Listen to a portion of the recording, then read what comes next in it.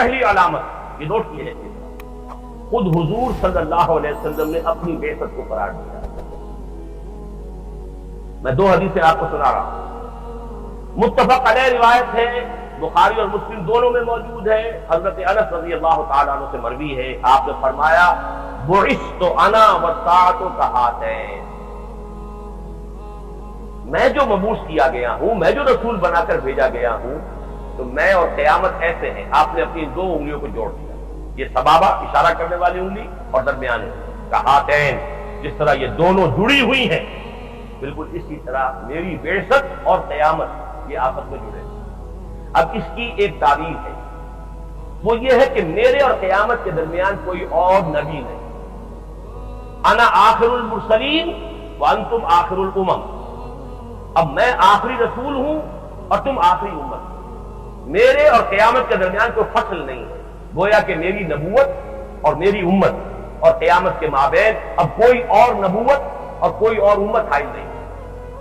لیکن دوسری حدیث میں بات اور واضح ہو جاتی ہے، یہ ترمذی میں ہے، بعثت فی نفس الساعہ فسبقتها کما سبقت هذه۔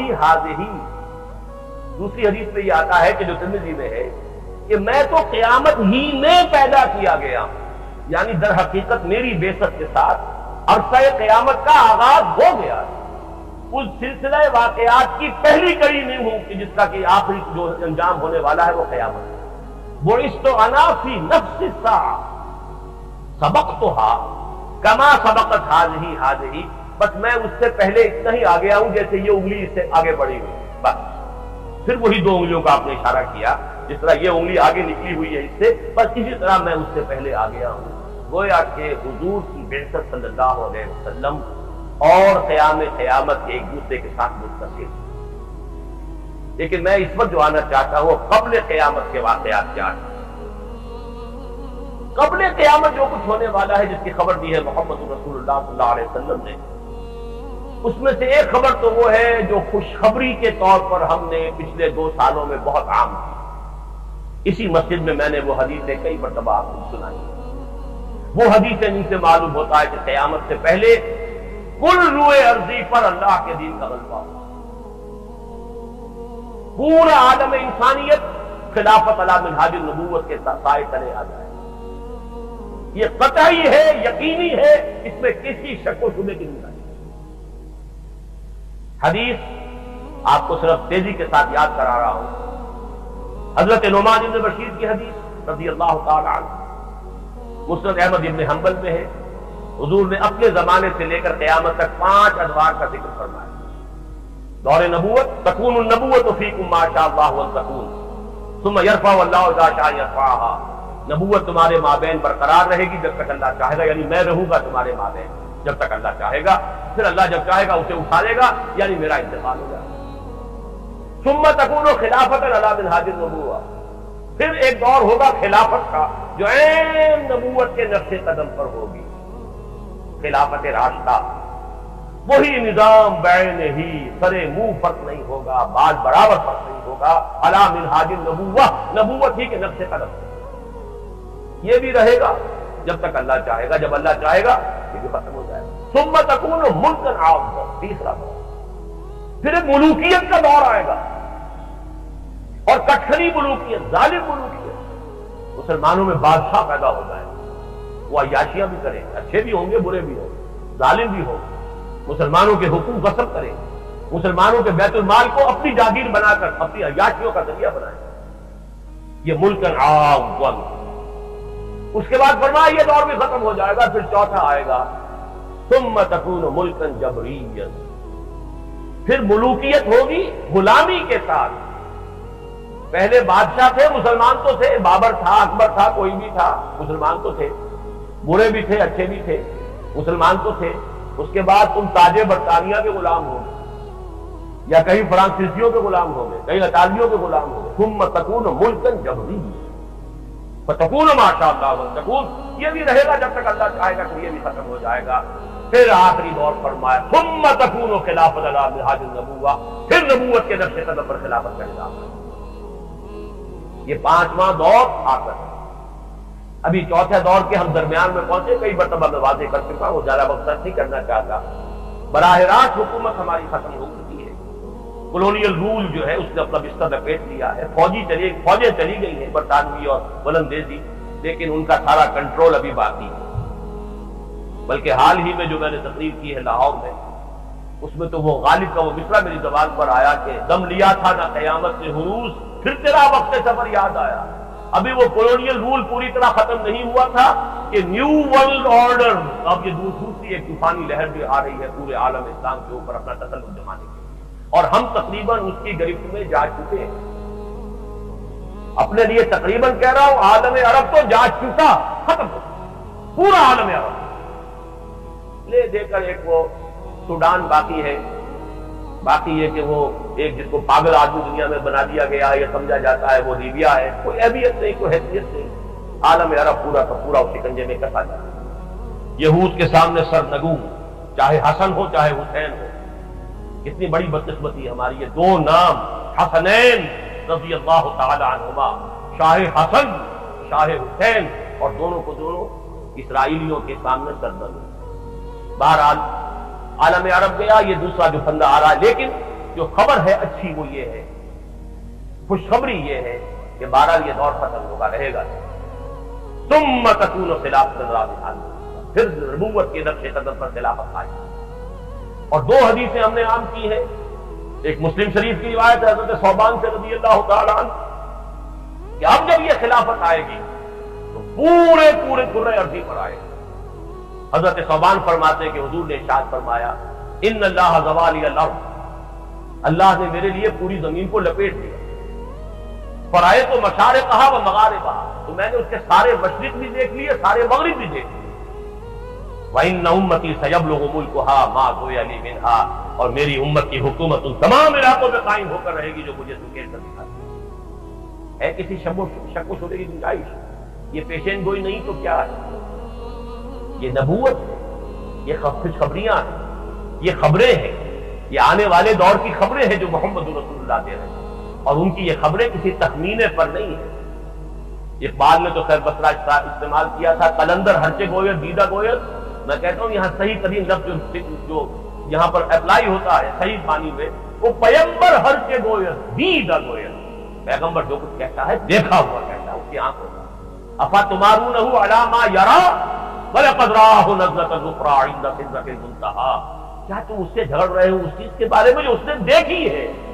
وہ جو کچھ تمہیں بتا رہا ہے اپنی آنکھوں کی دیکھی ہوئی حقیقت بتا رہا ہے، تم جھگڑ رہے ہو۔ تمہارے سامنے تو غیب کا پردہ آئی ہے، اس کے سامنے تو وہ پردہ نہیں ہے، اللہ نے وہ حقائق اسے دکھائے۔ أَفَتُمَارُونَهُ عَلَىٰ مَا يَرَىٰ وَلَقَدْ رَآهُ نَزْلَةً أُخْرَىٰ عِندَ سِدْرَةِ الْمُنتَهَىٰ۔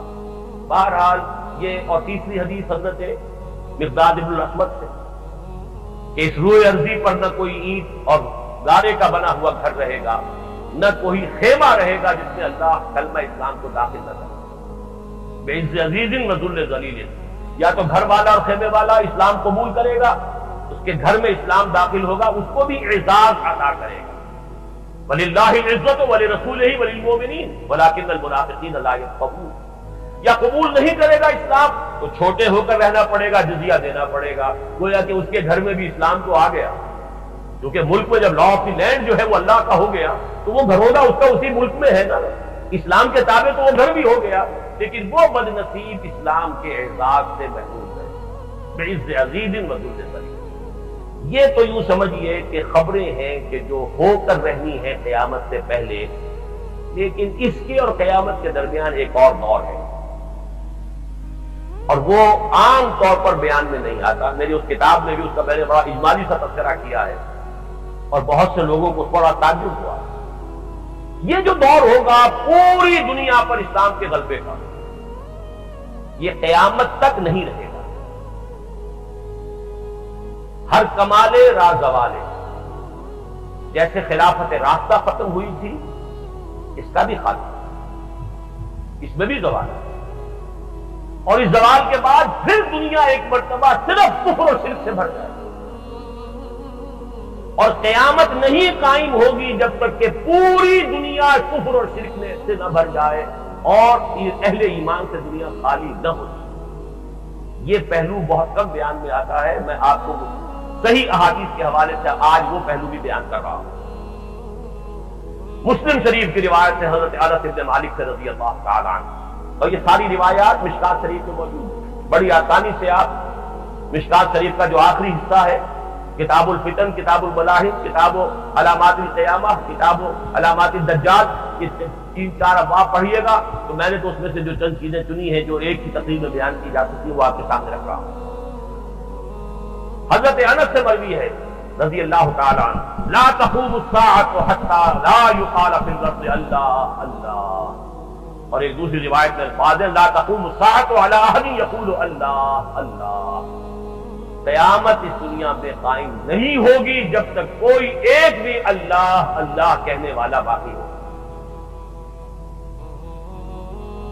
اللہ پر ایمان اور اللہ کا ذکر کرنے والوں کی دنیا جب خالی ہو جائے گی تب قیامت. یہ حدیث مسلم شریف. دوسری حدیث مسلم ہی میں ہے، عبداللہ ابن مسعود سے رضی اللہ تعالی عنہ، لا تقوم الساعة الا على شرار الخلق. یہ قیامت کھڑی نہیں ہوگی، قیامت کی یہ سختیاں، زلزلۃ الساعۃ شیء عظیم، یہ کیفیات جو ہیں یہ نہیں آئیں گی مگر صرف شریر لوگوں کے اوپر. اللہ تعالیٰ اپنے اہل ایمان کو ان سختیوں سے بچا لے. یہ جو قیامت کا زلزلہ آئے، یا ایھا الناس اتقوا ربکم ان زلزلۃ الساعۃ شیء عظیم یوم ترونها تظہر کل مرضعۃ عما ارضعت وتضع کل ذات حمل حملها وترى الناس سکارى وما هم بسکارى ولكن عذاب اللہ شدید. یہ جو زلزلۃ الساعہ ہے اس کی سختیوں سے اللہ تعالیٰ اہل ایمان کو بچا لے گا. کوئی صاحب ایمان دنیا میں اس وقت موجود نہیں ہوگا جب کہ قیامت آئے. اب سنیے تیسری حدیث جو ان دونوں کا رشتہ جوڑنے والی ہے.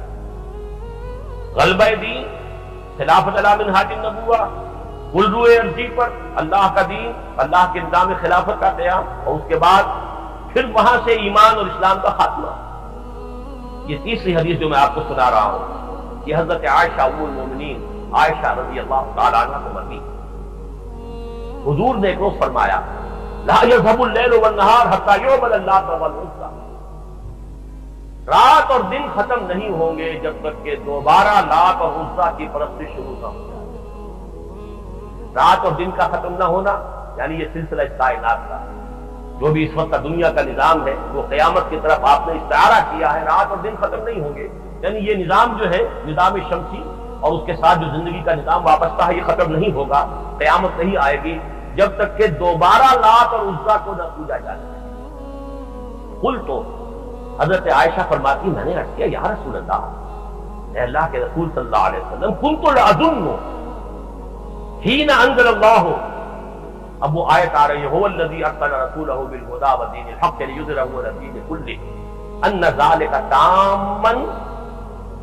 اب حضرت عائشہ عرض کرتی ہے کہ حضور میں تو یہ سمجھی تھی کہ جب یہ آیت نازل ہوئی کہ وہی ہے اللہ جس نے بھیجا اپنے رسول کو صلی اللہ علیہ وسلم الہدیٰ اور دین حق دے کر تاکہ وہ غالب کر دے کل کے کل دین پر، تو میرا تو گمان یہ تھا کہ اس کے بعد یہ کیفیت رہے گی ہمیشہ ہمیشہ، یہ کیفیت کبھی ختم نہیں ہوگی. اللہ کا دین جب غالب ہوگا تو غالب رہے گا تا قیام قیامت. میں یہ گمان نہیں کر سکتی تھی کہ دوبارہ پھر لوگ کفر اور شرک کے اندر یہاں تک کہ لات اور عزیٰ کی پرستش کی طرف مائل ہو جائیں گے. قال، اب حضور نے جواب دیا، انہ سیکون من ذلک، ہوگا، یہ تو ہوگا. اللہ کا دین غالب ہو جائے گا، باطل ختم ہو جائے گا، اللہ کا دین پوری دنیا پر غالب آئے گا، اللہ کا نظام خلافت قائم ہو جائے گا، ماشاءاللہ. لیکن یہ رہے گا جب تک اللہ چاہے گا. ثم یبعث اللہ ریحا طیبۃ، پھر اللہ تعالیٰ ایک بڑی ہی خوشگوار ہوا چلائے گا. نوٹ کیجیے الفاظ، ریحا طیبۃ، بڑی خوشگوار خوش آئند ہوا چلائے گا. فتوفى كل من كان في قلبه مثقال حبة من خردل من ایمان، جس سے کہ انتقال ہو جائے گا، موت واقع ہو جائے گی ہر اس انسان کی جس کے دل میں ذرہ برابر رائی کے دانے کے برابر بھی ایمان ہوگا. فيبقى من لا خير فيه، پھر زمین میں وہی لوگ رہ جائیں گے جن میں کوئی خیر نہیں. فَيَرْجِعُونَ إِلَىٰ دِينِ آبَائِهِمْ، اور وہ پھر اپنے آباء و اجداد پچھلے ان کے دین کی طرف لوٹ جائیں. اس سے معلوم ہوا کہ قیامت کے قائم ہونے سے قبل اور اللہ کے دین کے غلبے کے بعد اللہ تعالیٰ کی طرف سے موجزانہ خرق عادت ہو. جیسے قیامت آئے گی تب بھی تو کرے ایک دوسرے سے ٹکرائیں گے، جب ایسے بڑے بڑے ہو سکتے ہیں، زلزلہ تو سا ہو سکتا ہے، تو یہ بھی اللہ کی طرف سے کوئی بعید تو نہیں اس کی قدرت سے کہ کوئی ایسی ہوا چلے گی جس سے صاحب ایمان جو ہے وہ موت کی نیند سو جائے، تاکہ قیامت کا وہ زلزلہ جو ہے اس کی سختیوں سے اللہ یہیں سے بچا دے. نہ صرف یہ کہ انہیں آخرت میں بچانا ہے آگ سے، اور نہ صرف یہ کہ آخرت میں بچانا ہے اسے حشر کی سختیوں سے، نہ صرف یہ کہ وہاں کی جو ہے آخرت کی تمام سختیوں سے اللہ اہل ایمان کو بچائے گا، اہل ایمان میں سے کسی کو اس قیامت زلزلۃ الساعہ کی جو سختیاں ہیں ان میں مبتلا نہیں کرے گا. ثم یبعث اللہ ریحا طیبۃ فیتوفی کل من کان فی قلبہ مثقال حبۃ من خردل من ایمان وَيَبْقَى مَن لَّا خَيْرَ فِيهِ پھر وہی لوگ رہ جائیں گے جن میں کوئی خیر نہیں ہوگا. فَيَرْجِعُونَ إِلَىٰ دِينِ آبَائِهِمْ تو پھر وہ لوٹ جائیں گے اپنے آباء و اجداد کے دین کی طرف. اب یہ وہ لوگ ہوں گے جن پر کہ قیامت کی سختی آئے گی. ان زلزلۃ الساعۃ شیء عظیم، ان تمام سختیوں کا ان کو جھیلنا. اب آئیے تیسرا، اس سے قبل کیا قیامت ہوگی. یہ تو قرآن مجید کی سب سے زیادہ اہم خبر. ایک وقت آئے گا یہ پہاڑ روئی کے گالوں کی طرح ہوں گے، زمین چٹیل میدان ہوگی، تمام انسان جو ہے پھر دوبارہ بھی زندہ کیے جائیں گے. لیکن اس سے پہلے جو ہے بہرحال وہ زلزلۃ الساعہ آتا ہے. اس سے پہلے دنیا سے اہل ایمان کا خاتمہ ہوگا. ہم ٹائم ٹیبل کوئی نہیں دے سکتے، یہ بھی پتہ نہیں کتنے سال لگیں گے ایک کام میں دوسرے میں. جس طرح نفخہ اولا، نفخہ ثانیہ، نفخہ ثالثہ، 3 مرتبہ جو سور پھونکا جائے گا، ہمیں کچھ معلوم نہیں کہ ان کے درمیان وقفہ کتنا ہو. 100 سال ہوں گے، 200 سال ہوں گے، 10 سال ہوں گے، 20 سال، کچھ پتہ نہیں. جو چیز ہمیں بتائی گئی ہے وہیں تک ہمیں معلوم ہے. سبحانک لا علم لنا الا ما علمتنا. اور اللہ نے ہمیں سکھایا، یا قرآن میں بتایا یا محمد رسول اللہ کے ذریعے سے بتایا. ہمارے نزدیک دونوں ایک ہیں، ان دونوں میں کوئی فرق نہیں. ہاں ہم صرف حدیث کے ضمن میں یہ دیکھیں گے کہ حدیث صحیح ہو، اس کی روایت جو ہے وہ قابل اعتماد ہو، اس کے اندر جو ہے جھول نہ ہو. اس حد تک تو دیکھیں گے. باقی یہ کہ جو بات ثابت ہو جائے گی محمد رسول اللہ صلی اللہ علیہ وسلم سے، اس پر ہمارا ایمان ہے، اس کی ہم تصدیق کریں گے. تو قیامت آئے گی. قیامت سے پہلے ایک وقت آئے گا جبکہ دنیا میں کوئی صاحب ایمان نہیں ہوگا. اس سے پہلے ایک وقت آئے گا جبکہ پوری دنیا پر اللہ کے دین کا غلبہ ہوگا.